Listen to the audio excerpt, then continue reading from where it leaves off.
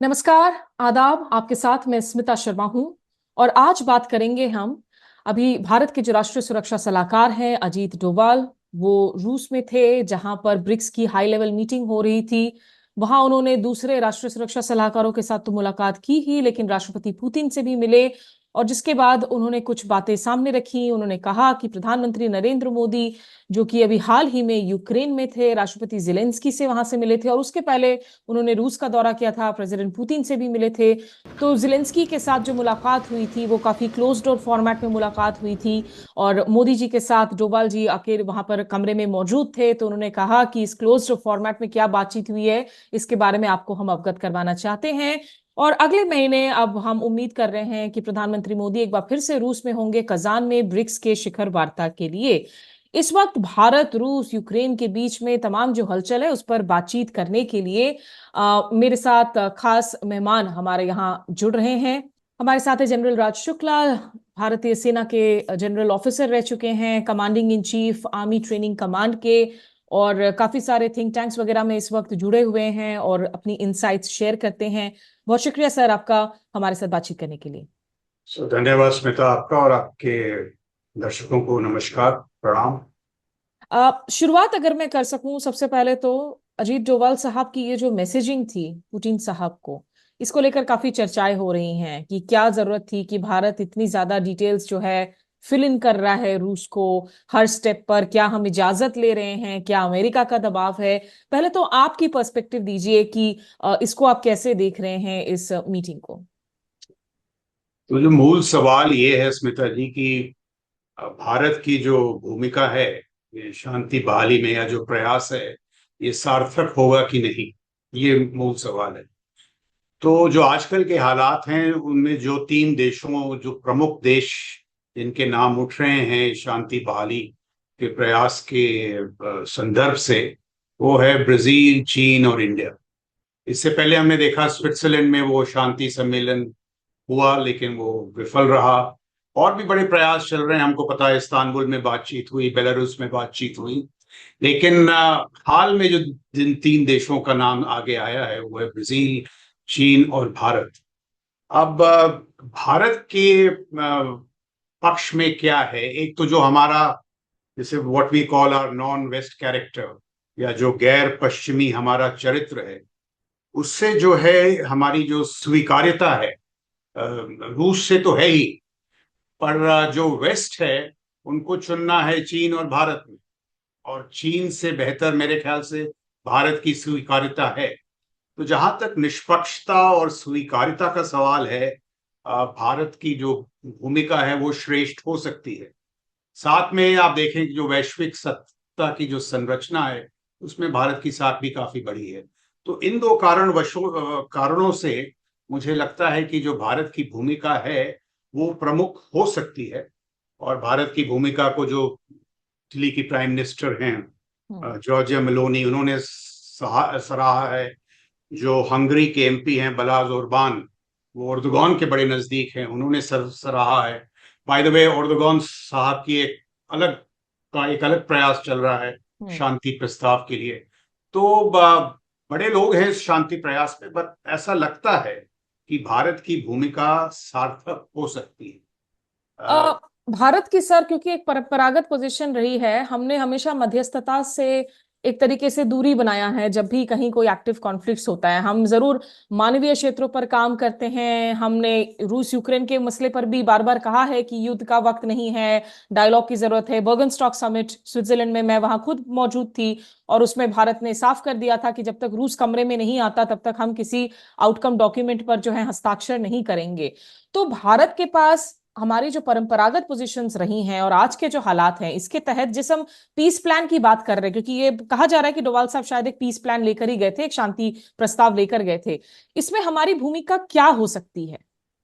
हाँ, तो अब देखिए, पहले हमने कहा कि भारत की मतलब भूमिका क्यों, मतलब वाई इंडिया। बट अब दूसरी बात यह है कि यूक्रेन की समस्या इतनी, क्या कहें, विकट है और घनिष्ठ है कि मध्यस्थता एक बात है, पर क्या ये मध्यस्थता सफलता में परिवर्तित होगी, वो एक विशाल चुनौती। It's not going to be easy to execute this peace plan. तो अब इस पे 2 मिनट बातचीत करते हैं। और मेरी समझ में, जैसे मैंने कहा, ये जो शांति प्रयास है, इसकी जो श्रृंखला है वो लंबी है। इस्तांबुल में कोशिश की गई, वो सार्थक नहीं हुई। बेलारूस में बड़ी मुलाकातें हो रही हैं, उर्दगन साहब का प्रयास है। तो ये जो लंबी श्रृंखला है शांति प्रयास की, मेरे मेरे समझ में इसके 2 विशेष अंग हैं। Firstly, how does it and on the battlefield? तो युद्ध विराम जो है उसकी बुनियाद क्या? अब वो अपने आप में एक मसला है। रशिया, आप देखें जो आज के हालात हैं, Russia is making good progress. Kharkiv के इलाके में, पोवोर्स्क के इलाके में, कुर्स्क में भी जो उसने काउंटर ऑफेंसिव लॉन्च किया है उसको काफी सफलता मिल रही है। तो सबसे पहले, अगर जो सबसे आवश्यक पहला कदम है वो ये है कि युद्ध को विराम दिया जाए।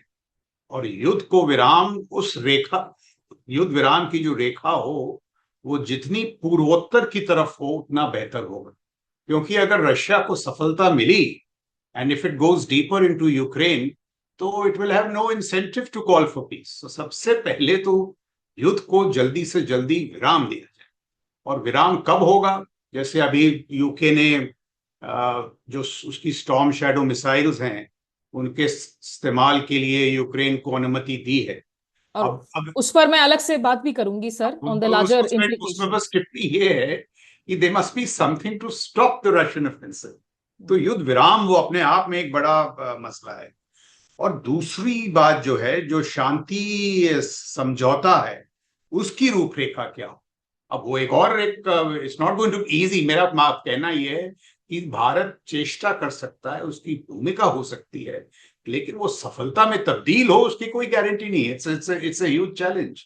और इन दोनों विषयों पर हम बात कर सकते हैं कि जो शांति समझौता है उसकी रूपरेखा क्या हो। और उसमें एक सवाल ये भी हो जाता है कि अगर कोई इस तरह के हालात बने जहां एक एक तरीके से रूस और यूक्रेन को भरोसा हो किसी फैसिलिटेटर पर, मान लीजिए हाइपोथेटिकली भारत पर भरोसा हो, आखिर क्या हम एक सिर्फ वेन्यू प्रोवाइड कर सकते हैं, एक न्यूट्रल वेन्यू कर सकते हैं? क्योंकि इंटरनेशनल क्रिमिनल कोर्ट की तरफ से वारंट्स भी जारी हैं, आधे जगहों पर राष्ट्रपति पुतिन जा भी नहीं सकते हैं। तो एक न्यूट्रल फैसिलिटेटर के तौर पर या लिमिटेड मीडिएशन की भूमिका शायद ज्यादा पॉसिबल नजर आती है भारत की। सी, भारत की जो भूमिका है, it will be a carrier of messages from Zelensky to Putin. Because मेरा मानना ये है, और एक बड़ा अच्छा लेख लिखा था सी राजा मोहन साहब ने इंडियन एक्सप्रेस में, कि the grand bargain for peace, जो भव्य सौदा है, that has to be between US and Russia over the future of Europe. मसला तो उनका है, मसला तो रूस और यूनाइटेड स्टेट्स ऑफ अमेरिका के बीच में है कि जो यूरोप है उसका भविष्य क्या हो, वहां शांति का स्वरूप क्या हो। तो India in that sense is not a key player, we can only be a mediator. अब यूनाइटेड स्टेट्स को इसमें कैसे लाया जाए, और वो मसले जुड़े हैं, नेटो एक्सटेंशन, यूरोपियन कमीशन में दाखिली, वो सब अलग मुद्दे हैं। सो आई थिंक आपने सही कहा, और मेरा भी ये मानना है that we are mediator, carrier of messages, venues. उस दृष्टिकोण से हमारी जो भूमिका है वो सार्थक हो सकती है। बट आई एग्री, अल्टीमेटली ये जो भव्य सौदा है, the larger issues have to be settled between US and Russia over the future of Europe. बिल्कुल। और जैसा कहते हैं कि दूल्हे के बिना आए तो शादी ही नहीं हो सकती है, एम्बेसडर राकेश सूद ने शायद ये बात कही थी हाल में। सर, लेकिन ये मैं आपसे जरूर पूछना चाहूंगी कि यहाँ पर अब जो मौजूदा हालात इस वक्त हो रहे हैं रूस यूक्रेन के बीच में, हमने देखा है कि प्रिजनर्स ऑफ वॉर्स एक्सचेंज हुए हैं जिसमें यूएई, सऊदी जैसे मुल्कों ने काम किया, और 206 कुल मिलाकर 103 prisoners of Wars on both sides exchange हुए। और ये पिछले 2 साल से, जब से ये युद्ध शुरू हुआ है, बीच बीच में हुए हैं।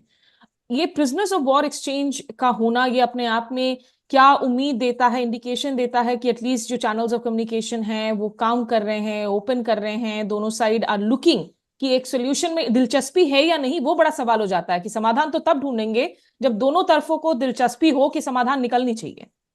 बिल्कुल, उससे ज्यादा जो मैं मानता हूँ, युद्ध जो है, ये यूक्रेन युद्ध आज अपने तीसरे साल में है, it's heading towards its third year.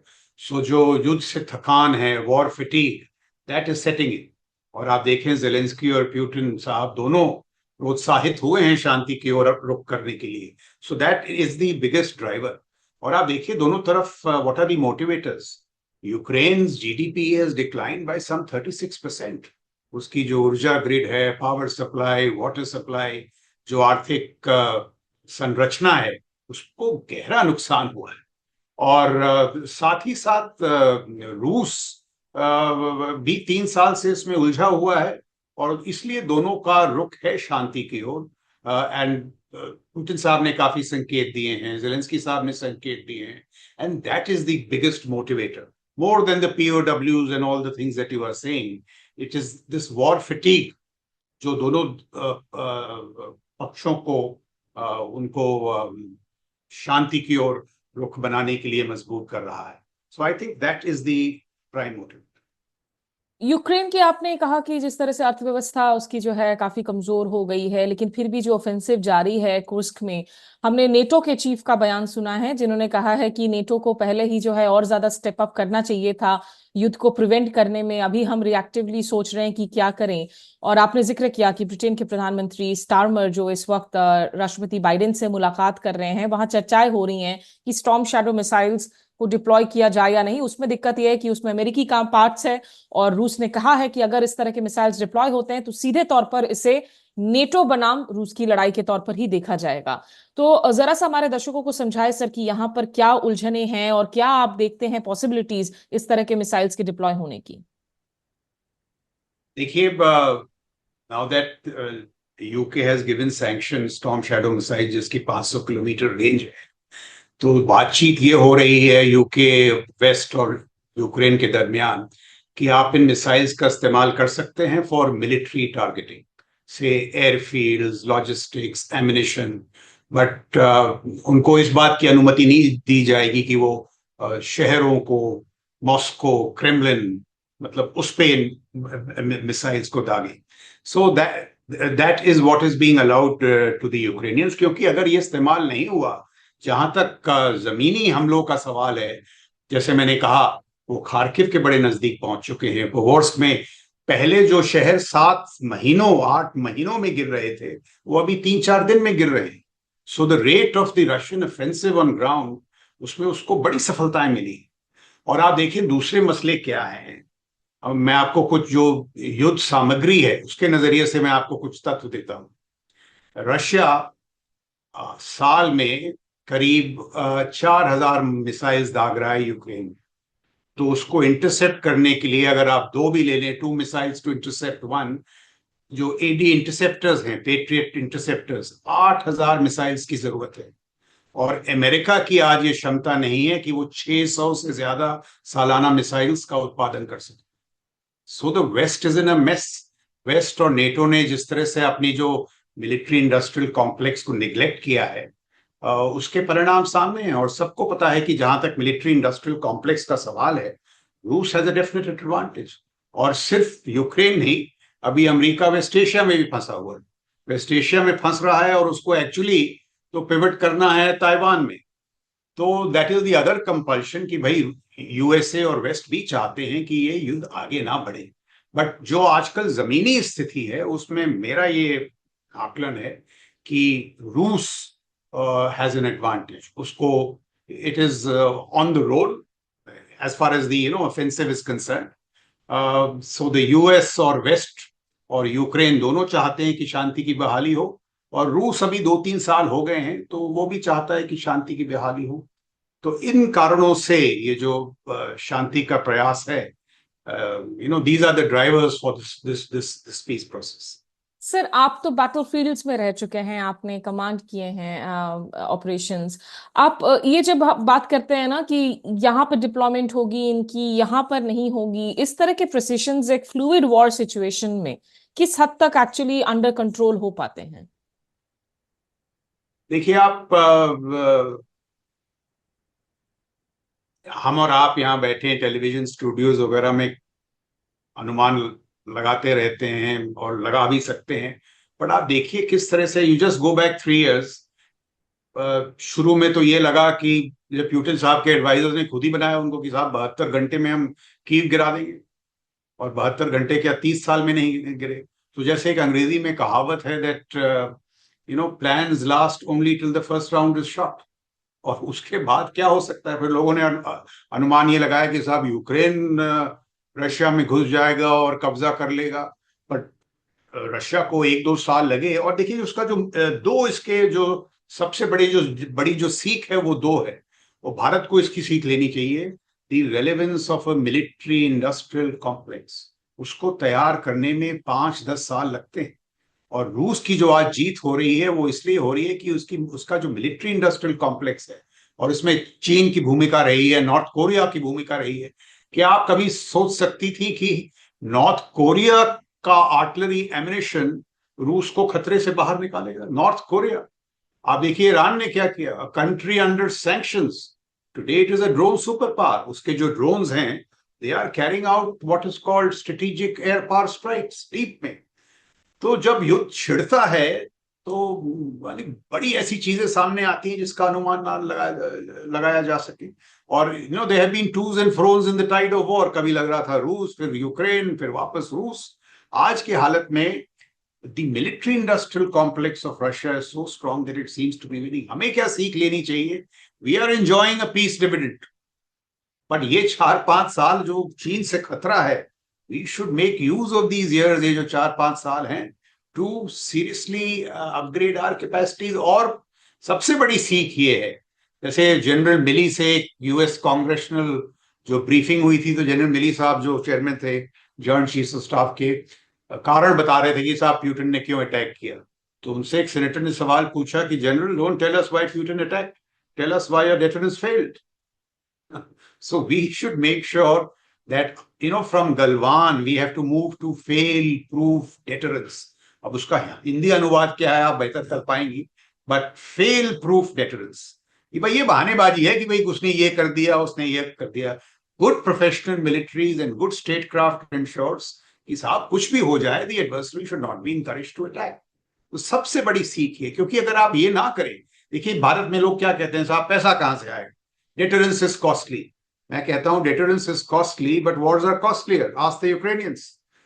32% decline हुई है उनकी जीडीपी, सम 32 to 34%। रिकंस्ट्रक्शन में उनकी जो अर्थव्यवस्था है, उसका जो पुनर्निर्माण है, उसका एक नेशनल रिकवरी प्लान बना है, उसका कॉस्ट है $1.5 ट्रिलियन। जो एनर्जी ग्रिड को दोबारा बहाल करना, वाटर सप्लाई दोबारा बहाल करना, जो आर्थिक नुकसान हुआ है, उस पर खर्चा $1.5 ट्रिलियन का हो। तो ये है, अगर आप डेटरेंस में आपकी कमी हो, तो सबसे बड़ी सीख ये है कि भाई डेटरेंस शुड नॉट फेल। आप किसी चीज के लिए अगर अवरोध प्लान तैयार कर रहे हैं, उसके निवारण के लिए सोच रहे हैं, जो आप प्लान तैयार कर रहे हैं वो फुल प्रूफ हो, ये जरूरी है। जस्ट आखिरी के दो सवाल सर। एक तो ये कि अगर, क्योंकि अभी अमेरिका में राष्ट्रपति चुनाव होने अब अगले कुछ हफ्तों में, दोनों सिनारियों में आपका आकलन कि अगर कमला हैरिस जीत कर आती हैं और अगर डोनाल्ड ट्रंप जीत कर आते हैं, तो क्या फर्क पड़ सकता है इस युद्ध पर? तो कमला हैरिस ने तो अभी स्पष्ट कर दिया है that Ukraine is the foremost priority, she has said it in so many terms. Trump साहब ने बहुत पहले कहा था कि जिस दिन मैं आऊंगा, अगर मैं वापस इलेक्ट होकर आया, तो पहले दिन 24 घंटे में यूक्रेन में जो युद्ध है उस पर विराम कर दूंगा, I will stop fighting in Ukraine. But हाल में उन्होंने ये जो अपना बयान है उसको बदला है, और उन्होंने भी कई इशारे दिए हैं कि अगर वो जीतते हैं, जो यूनाइटेड स्टेट्स का सपोर्ट है यूक्रेन के प्रति वो जारी रहेगा। और मुख्य बात यह है, ट्रंप साहब तो बयानबाजी करते हैं, बट जो उनके एडवाइजर्स हैं, Mike Pompeo, Elbridge Colby, who are likely to be in the Trump administration, Elbridge Colby साहब तो कुछ और मानते हैं, बट माइक पॉम्पियो वगैरह ने कहा है कि यूक्रेन को जो सपोर्ट है वो जारी रहेगा, बट ये जो सपोर्ट है ये यूरोप से आना चाहिए। और उनका आर्ग्यूमेंट मेरे को तो बहुत बहुत बढ़िया लगता है। वो कहते हैं the richest cohort in the world EU, and you can not spend on your own defence, so they must spend. और वो कह रहे हैं कि भाई वो 3% उनका एक्सपेंडिचर होना चाहिए। यूक्रेन को यूरोप संभाले ताकि अमेरिका को ये आजादी हो कि वो पिवट करे ताइवान में, फर्स्ट आइलैंड चेन में, जहां एक और बड़ा खतरा है चीन से। तो दोनों, if I have to just nuance it, Harris is absolutely clear that Ukraine is top priority. और जो ट्रम्प एडमिनिस्ट्रेशन है, उनके एडवाइजर्स हैं, वो थोड़ा इसको नुआंस करते हैं कि साहब यूक्रेन का जो भार है वो यूरोप संभाले और अमेरिका को आजादी मिले कि वो इधर जाए फर्स्ट आइलैंड चेन में जो चीन के साथ, क्योंकि अगर वहां कमजोरी हुई तो आज विश्व के सामने दो युद्ध हैं, तीसरा युद्ध छिड़ जाएगा अगर वहां कमजोरी हुई।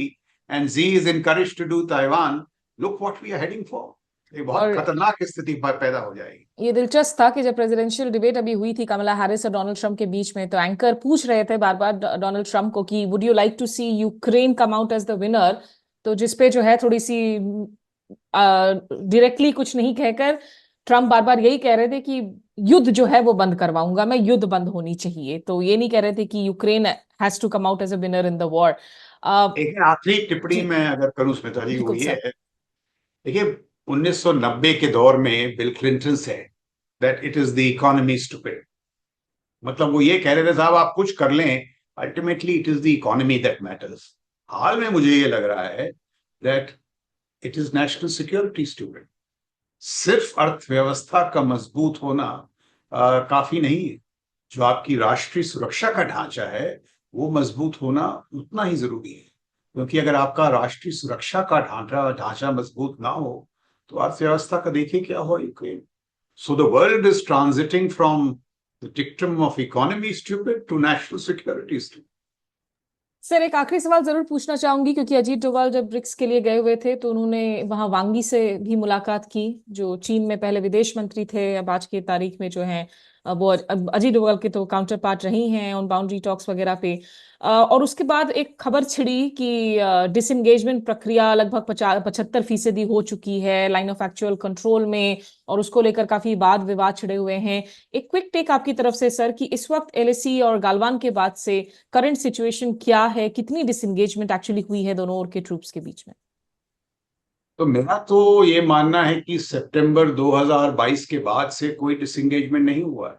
कल बल्कि एक क्लैरिफिकेशन भी आया है कि स्थिति वही है, और जो ये बाकी इलाके हैं कुछ 25% जो इलाके हैं वहां पर बातचीत जारी, but disengagement I think has frozen to what happened in September 2022।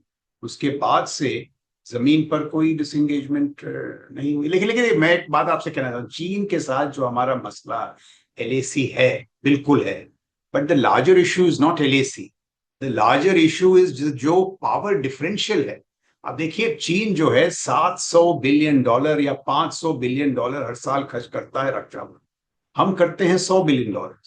तो सालाना अगर ये जो $500 बिलियन का जो लैग है वो बढ़ता जाएगा तो हमें उससे जूझना पड़ेगा। सिर्फ एलएसी एक मसला नहीं है, बिकॉज जो ये $500 बिलियन है वो कहाँ खर्च हो रहे हैं, उनकी नेवी में खर्च हो रहे हैं। अभी ये खतरा आईओआर से बढ़ेगा, जो इमर्जिंग डोमेन्स हैं स्पेस साइबर वगैरह। तो भारत में जो पूरी बातचीत होती है वो सिर्फ एलएसी सिर्फ एक कड़ी है। ये जो पावर डिफरेंशियल है चीन के साथ, उसके साथ हमें जूझना पड़ेगा, और सिर्फ एलएसी एक मसला नहीं है। ठीक है, तो यहाँ आप हमारे साथ जुड़े, बहुत शुक्रिया सर। और जाहिर सी बात है अभी ये जो स्टोरी है, जैसा कहते हैं पिक्चर अभी बाकी है और बहुत बाकी है, भले ही वो इंडो पैसिफिक के सुरक्षा मसले हों या फिर रूस यूक्रेन का मसला, जहां प्रधानमंत्री मोदी जब कजान जाते हैं तो प्रस्ताव दिया गया है कि 22 अक्टूबर को एक द्विपक्षीय मुलाकात एक बार फिर से की जाए पुतिन और नरेंद्र मोदी के बीच में। तो और क्या कुछ निकल कर आता है भारत की भूमिका को लेकर, ये भी देखने वाली दिलचस्प बात होगी।